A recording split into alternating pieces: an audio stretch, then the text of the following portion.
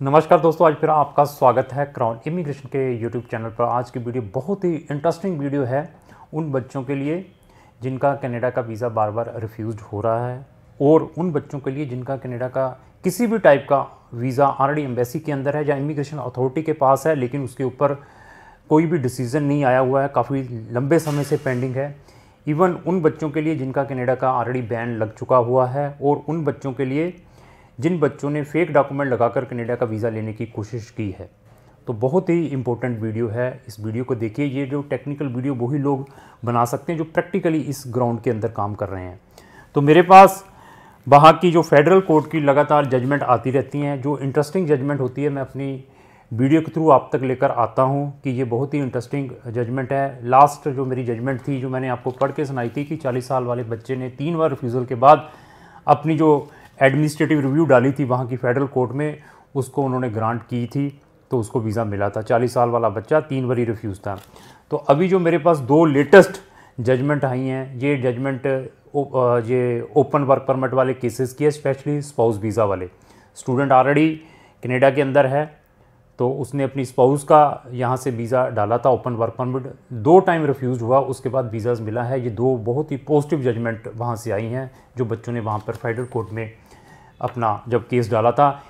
ये वाली जो जजमेंट है, इसके अंदर क्या लिखा था वो अपनी नेक्स्ट वीडियो में लेकर आऊँगा, लेकिन आज की वीडियो में हम डिस्कस करेंगे कि कैप्स नोट क्या होते हैं, या GCMS क्या होता है, या FOSS क्या होता है।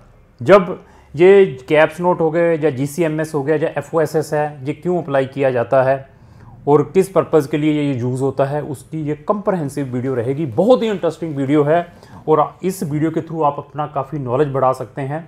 और इवन अगर आपका किसी भी टाइप का वीज़ा रिफ्यूज़ है, तो आप एक टेक्निकल जो पर्सन है उसका ओपिनियन लीजिए, क्योंकि मैं जितनी भी ये वीडियोस बनाता हूँ इनको मैं प्रैक्टिकली काम करता हूँ, तब ये ऐसी वीडियोस लेकर आता हूँ। इवन मैं हमारी कंपनी के साथ वहाँ के बहुत सारे जो सॉलिसिटर हैं या बैरिस्टर हैं, they are in panel with Crown Immigration. We are also taking the service of them from Canada itself. तो अभी ये कैप्स नोट हो गए, GCMS हो गया, FOSS हो गया, ये क्या है? ये जो 3 जो मैंने ये चीज़ें बताई हैं, ये कौन से लोग इसको यूज़ करते हैं, मैं उसके अंदर ये 6 और 7 कैटेगरीज़ हैं। तो जब आपने ये तीनों चीज़ें यूज़ करनी है, और कौन सी कैटेगरी में कौन सी चीज़ यूज़ करनी है, ये आपका जो कॉम्पिटेंट कंसल्टेंट है वही आपको बता सकता है। तो कैप्स नोट तो हर एक पर्सन अप्लाई कर देता है, लेकिन उसको अप्लाई करने से पहले बहुत सारे प्रिकॉशंस लेने पड़ते हैं कि आपका केस किस टाइप का है, आपने कैप्स कौन से आपने लेने हैं, इंटरप्रेटर वाले लेने हैं या विद डॉक्यूमेंट वाले लेने हैं या सिंपल लेने हैं। अगर आपका जो कंसल्टेंट कॉम्पिटेंट है उनकी एब्रीवेशंस को समझ सकता है, तो आप वो $25 वाले अप्लाई कर दीजिए। अगर आपका कंसल्टेंट बेचारा मेरे जैसा सीधा है, तो फिर आपको जो उनके $75 के वो अप्लाई करने पड़ेंगे, क्योंकि उन्होंने एब्रीवेशन बहुत सारी लिखी होती है। जैसे PA का क्या मतलब होता है? PA का मतलब principal applicant, they are using the abbreviation in the caps note. तो इसी तरीके से उन्होंने SP लिखा होता है कैपिटल में, ये भी एक एब्रीवेशन है। स्टूडेंट परमिट, मतलब ऐसी बहुत सारी abbreviations they are using in the caps note, but only technical person ही उनको जान पाता है। तो ये मैंने जो 3 चीज़ें बताई हैं, तो इनको कौन यूज़ करता है? अगर आपका केस इससे रिलेटेड है तो आप इमीडिएटली हमें संपर्क करें, हम आपको बेस्ट से बेस्ट गाइडेंस प्रोवाइड कर सकते हैं। आपका कनाडा का वीज़ा बार बार रिफ्यूज़ड हो रहा है, तो आप हमें संपर्क करें। मैं आपको तीनों कैटेगरीज में ये बताऊंगा कि आपको कौन से अपने वहाँ पर नोट अप्लाई करने चाहिए बार बार रिफ्यूज़ है। दूसरा, आपने अपना रिफ्यूज़ल के बाद न्यू केस अप्लाई करना है, उस दौरान आपने क्या क्या प्रिकॉशंस लेने हैं, 2 नंबर हो गए। तीसरा, आपने ऑलरेडी अपना केस अप्लाई किया हुआ है, चाहे आपने अपनी PR अप्लाई की हुई है, चाहे आपने टूरिस्ट वीज़ा अप्लाई किया है, चाहे आपने ओपन वर्क परमिट अप्लाई किया हुआ है, चाहे आपने फेडरल में कोई भी PNP अप्लाई किया हुआ है, आपका केस ऑलरेडी जो उनकी प्रिस्क्राइब्ड टाइम लिमिट्स है उसको एक्सीड कर गया है। जैसे टूरिस्ट वीज़े का जो टाइम लिमिट है 2 वीक्स है या 4 वीक्स है, अगर इंडिया यूरिडिक्शंस देखते हैं, या PR अप्लाई की है उसका जो लिमिटेशन टाइम है 6 मंथ का या 1 ईयर का है, उसको अगर वो क्रॉस कर देता है, क्रॉस होने के बाद अगर आप अपनी फ़ाइल का रीज़न जानना चाहते हैं कि मेरी फ़ाइल क्यों डिले हो रही है, ये भी आप वहाँ की CIS से उसका रीज़न पूछ सकते हैं, जितने भी ये मैंने नोट्स बताए हुए हैं। आप अंडरस्टैंड करिए, अगर आपकी कोई स्टूडेंट फाइल डिले हो रही है, उसका रीज़न क्या है डिले का, उसका रीज़न भी आप कैनेडियन अथॉरिटी से पूछ सकते हैं थ्रू ये मैंने जो 3 चीज़ें बताई हैं। ये थर्ड ऑप्शन हो गया। इसी तरीके से आपकी फ़ाइल एम्बेसी के अंदर ऑलरेडी सबमिटेड है और एम्बेसी ने आपको इंटरव्यू के लिए कॉल कर लिया है। तो इंटरव्यू के लिए कॉल क्यों किया है, इसका भी रीज़न आप बिफोर गिविंग द इंटरव्यू देने से पहले आप कैनेडियन अथॉरिटी से जो पूछ सकते हैं, वो कैनेडियन अथॉरिटी आपको रिटन में लिखकर बताएगी बिफोर टेकिंग द इंटरव्यू हम आपको इंटरव्यू के लिए क्यों कॉल्स कर रहे हैं। क्योंकि हमने ये केसेस किए हैं, हम डाल रहे हैं, जैसे अभी स्टूडेंट्स के पेंडेंसी चल रही थी या कोई पीआर का केस पेंडेंसी चल रहा है, जहाँ ओपन वर्क में उनका डाला था पेंडेंसी चल रही थी, तो हमने उनके रीज़न कैनेडियन अथॉरिटी से पूछे थे थ्रू कैप्स के थ्रू, जो GCMS है या FOSS इसके थ्रू पूछे थे, जितने भी जो मैं चीज़ें बता रहा हूँ। तो ये चीज़ें वही बता सकता है जो टेक्निकल पर्सन है। इवन अगर कैनेडियन अथॉरिटी ने आपसे कोई एडिशनल डॉक्यूमेंट मंगवा लिए हैं आपकी एप्लीकेशन को रिव्यू करने के लिए, दैट रीज़न जो वो भी आप कैनेडियन अथॉरिटी से पूछ सकते हैं थ्रू ये जो 3 मैंने नोट्स बताए हैं कि आपने हमारे एडिशनल डॉक्यूमेंट किस रीज़न्स के लिए मंगवाए हैं, वो भी एक रीज़न आप इनसे ले सकते हैं।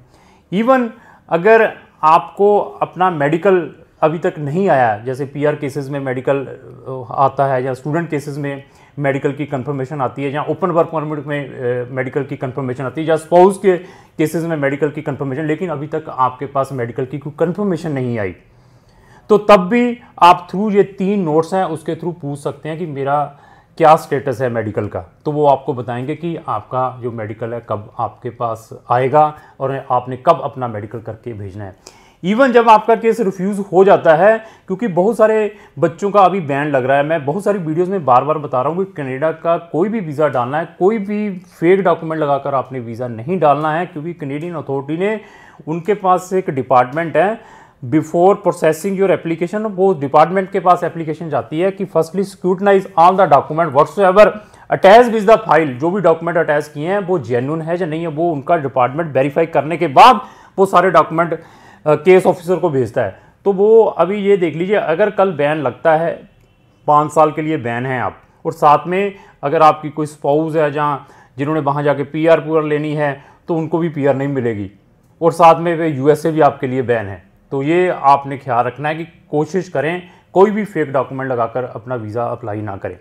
तो अभी फेक डॉक्यूमेंट लगाकर आपने वीज़ा अप्लाई कर दिया है, जहां आपको ये नहीं मालूम कि आपका वीज़ा रिफ्यूज़ हो गया है, मैंने उस कंसल्टेंट को दिया था, मैंने उस कंसल्टेंट को दिया था, क्या डॉक्यूमेंट लगाए हैं, तो आप ये तीनों ये नोट्स जो मैंने बताए हैं, चाहे कैप्स नोट है, चाहे GCMS है, या FOSS है, इसके थ्रू आप अपने व्हाट्सएवर डॉक्यूमेंट जो आपने वीज़ा एप्लीकेशन के साथ लगाए थे वो भी मंगवा सकते हैं।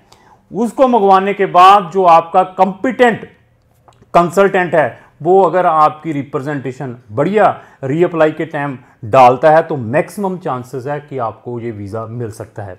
अभी आते हैं सर कैप्स नोट क्या है, तो GCMS क्या है और FOSS क्या है। कैप्स की जो फुल फॉर्म है CAIPS, ये है computer assisted immigration processing system. तो GCMS क्या है, ये ग्लोबल केस मैनेजमेंट सिस्टम। और FOSS क्या है, ये जो FOSS है ये फील्ड ऑपरेशनल सपोर्ट सर्विस है। ये 3 कैटेगरीज हैं, तो इनमें से कौन सी कैटेगरी आपने यूज़ करनी है जब भी आपने ये जितने भी मैंने 6-7 रीज़न बताए हैं, वो आपका कंपिटेंट कंसल्टेंट या आप क्राउन इमिग्रेशन की हेल्प ले सकते हैं, उसके थ्रू ये सारी चीज़ें मंगवा सकते हैं। अभी ये आता है कि सर कितने टाइम के अंदर आपका जो कैप्स नोट है या GCMS है या FOSS आ जाता है। इसके जो प्रोसेसिंग टाइम है 4 to 6 वीक का है जब आप अप्लाई कर देते हैं। तो आपने जो भी डॉक्यूमेंट लगाए हैं वो भी आपकी फ़ाइल के साथ वापस आ जाएंगे। तो इसको अप्लाई करने के लिए कौन कौन से डॉक्यूमेंट चाहिए, इसको अप्लाई करने के लिए आपका रिफ्यूज़ल लेटर बहुत ही इम्पोर्टेंट है, और दूसरा आपका पासवर्ड, और तीसरा UCI। अभी UCI क्या है, ये यूनिक क्लाइंट आइडेंटिफायर है। UCI is very important number है, तो जो कि आपके रिफ्यूज़ल लेटर के ऊपर मेंशन किया जाता है, तो वो होना ज़रूरी है। अभी बच्चे का क्वेश्चन ये आता है कि सर मेरे पास ना तो मेरे एजेंट ने मुझे UCI नंबर दिया है, ना मुझे रिफ्यूज़ल लेटर दिया है, क्या फिर भी आप ये तीनों चीज़ें ऑर्गेनाइज़ करवा सकते हैं, ये तीनों नोट्स ऑर्गेनाइज़ करवा सकते हैं, चाहे वो कैप्स है, चाहे जो GCMS है, चाहे वो FOSS है।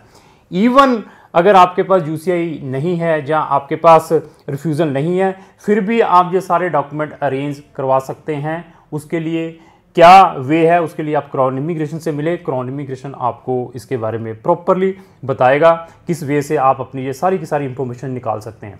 तो हम बहुत ही टेक्निकल हैं। ये जैसे फेडरल कोर्ट की चीज़ें हुई, जैसे ये चीज़ें हुई, इसको देखने के बाद केस डालते हैं। ऐसे नहीं है कि जैसे कनाडा का तो ऐसे फेमस हो गया है, स्टीरियोटाइप काम है, मतलब हर एक बंदा इसको प्रमोट कर रहा है, वो हर एक बंदा इजीली कंसल्टेंट बन जाता है कनाडा का। तो पर ये टेक्निकली चीज़ें कोई नहीं करता, वो सिर्फ दब केस डालते हैं जी, आ गया जी, क्योंकि एडमिशन बहुत ईजी है।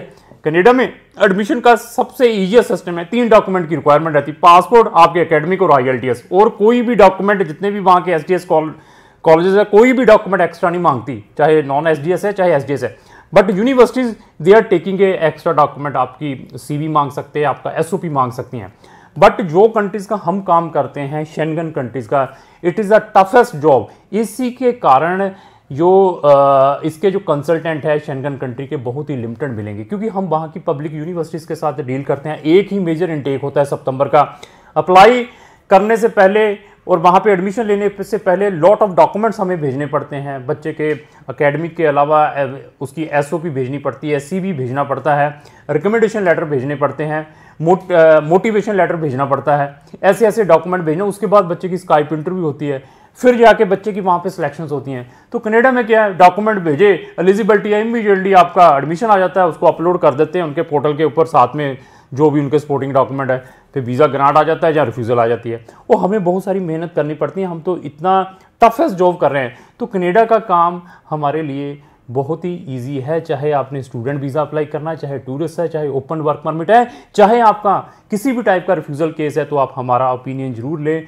जिन बच्चों का ऑलरेडी रिफ्यूज़ड हो रहा है बार बार, या जिनको बैन लगा हुआ है, जहाँ वो कनेडियन अथॉरिटी से अपने किसी भी टाइप के डॉक्यूमेंट व्हाट्सएवर उनकी फाइल के साथ लगे हुए थे, उसके बारे में जानना चाहते हैं, जहाँ जिनका केस ऑलरेडी कनेडियन एम्बेसीज के पास पड़ा हुआ है, काफ़ी समय से डिले हो रहा है, जहाँ जिन बच्चों की ऑलरेडी इंटरव्यू आ चुकी हैं, जहाँ जिन्होंने ऑलरेडी इंटरव्यू दे चुकी हैं, तो वो अगर हमारी असिस्टेंट चाहते हैं तो हम उनकी हेल्प कर सकते हैं। इवन कनाडा के अंदर क्राउन इमिग्रेशन के पास 100 से ज़्यादा यूनिवर्सिटी और 120 से ज़्यादा कॉलेजेस हैं, जिसके अंदर हम बच्चों का एडमिशन भी ऑर्गेनाइज करवाते हैं। अगर आपने किसी भी कॉलेज में किसी भी प्रोग्राम में एडमिशन लेना है, आपकी किसी भी टाइप की प्रोफाइल है, इमीडिएटली असेसमेंट चाहते हैं, तो आप हमें संपर्क करें, जितने भी नंबर मेंशन्ड हैं।